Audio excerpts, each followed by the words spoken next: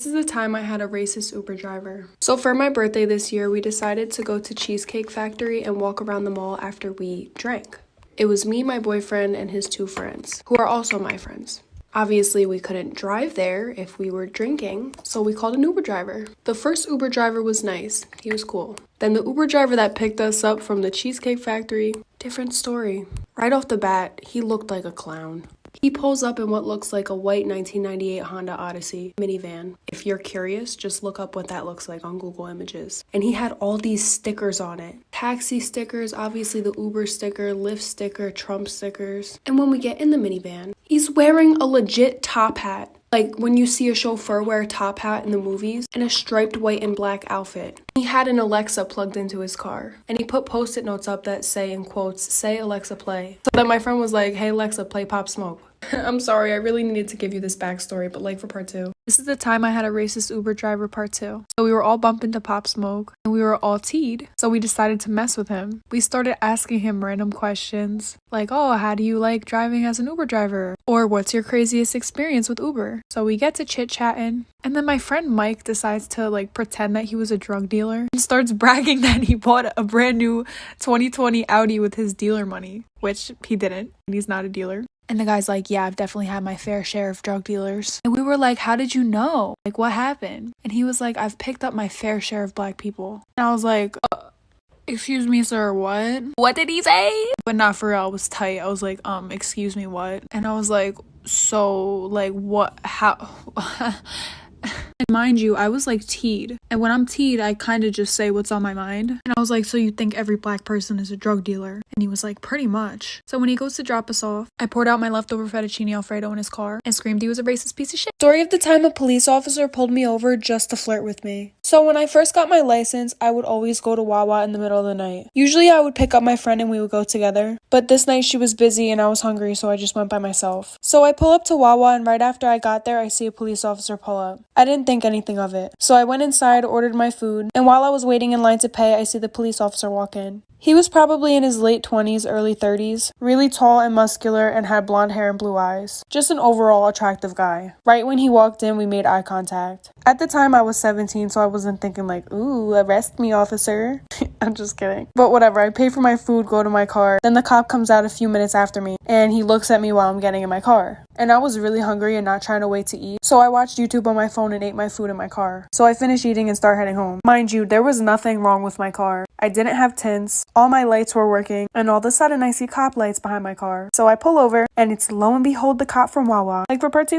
Story of the time a cop pulled me over just to flirt with me. Part 2. So he stared at me at Wawa, waited for me to leave, and when I left, he pulled me over. Like I said, there was nothing wrong with my car. Also, I was 17 and he was probably in his late 20s. And yeah, he was attractive, but I was 17 and not interested in a 20-something-year-old. So he walks over to my car, but he didn't come up to my window, he came up to my passenger seat window. Probably because the shoulder was really small and the cars were coming by fast on my side. But anyway, for the juicy part. So right off the bat, he was mad flirty. Like, you know how the way that somebody looks at you says a million words? Well, his eyes were saying 1,000,001. But anyway, he was like, do you know why I pulled you over?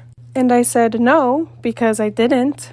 And he was like, what's a pretty little girl doing out so late without her boyfriend? First of all, little girl. Is that him implying that he knows I was a minor? Nah, I'm just kidding, but honestly, in the moment, I really didn't know why he pulled me over, so I just flirted back until he left. Story time about my boyfriend cheating on me with his stepsister and other women. So once I was allowed to have Snapchat and logged into his account, I saw him messaging multiple other girls, including his stepsister. And when I tell you guys I scrolled up on these messages and found out that he had been sleeping with her too, this had been going on for 2.5 years before he finally called things off with me and broke up with me. We met up to exchange things and I gave him all of his stuff back, but he didn't give me any of my stuff back because he forgot. And he tried to give me his own stuff back, saying that we were on a break and would get back together. Because I called things off with him, he ended up throwing all of my stuff like my clothes, jewelry, Beats headphones in a fire pit and burned them. As if he was the victim. Like, what did I do to you? You were the one sleeping with your stepsister our entire relationship. After about 3 months, he showed up with a new girlfriend on his Instagram.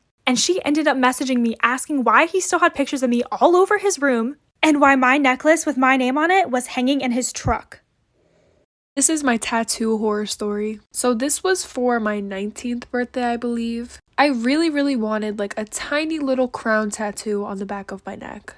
I saw it on Pinterest and I was like, I need this tattoo. I need it right now. So I messaged my normal tattoo guy and he was already booked for like the next few days, and like I said, I wanted it right then and there, which was a very big mistake looking back at it. And it was a Sunday, so not many tattoo shops were even open in the first place, except for one. I wish I could just out this place. It is literally the most horrible place run by the most horrible people. But anyway, I go in. He told me that he could do it, but it has to be bigger because he can't do something that small. Which I've seen tattoo artists do tiny little tattoos, so that was the first red flag. But I was being impulsive and stubborn and I really wanted that tattoo right then and there, so I said okay. He put the stencil on me and it looked small, it looked good. After having him tattoo my neck for over an hour and a half, I started to get worried. Part 2 of my tattoo horror story. So I was in the tattoo shop for about 2.5 hours. This wasn't because he was tattooing me for 2 hours, but because he kept on taking short breaks. He kept on telling me that he had to take a smoke break.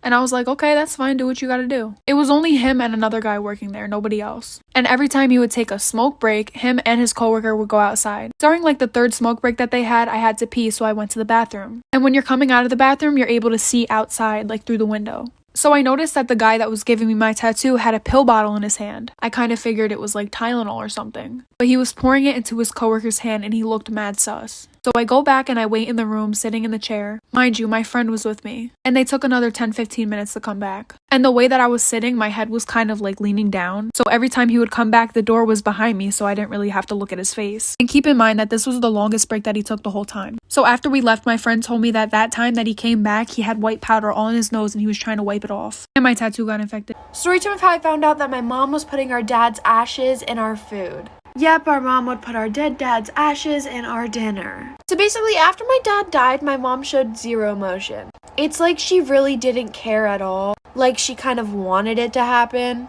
His death was like an unsolved case, and nobody knows how he actually died. And now that I get to think about it, it might have been my mom, but I don't want to jump to conclusions. And if it was her and she sees this video, I don't want to end up like him.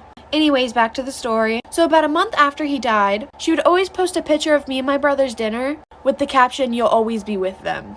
Literally every single night. And honestly, nobody really caught on. All the comments were like, we're praying, this and that. Until one day I was just sitting on the couch and I look over and my mom was pouring something into the mashed potatoes. So I go a little closer and I see her pouring the ashes of my dad into our mashed potatoes. This is the reason why everybody thought I dropped out of high school. Over the 4 years of high school, I was probably in school a total of 100 times altogether.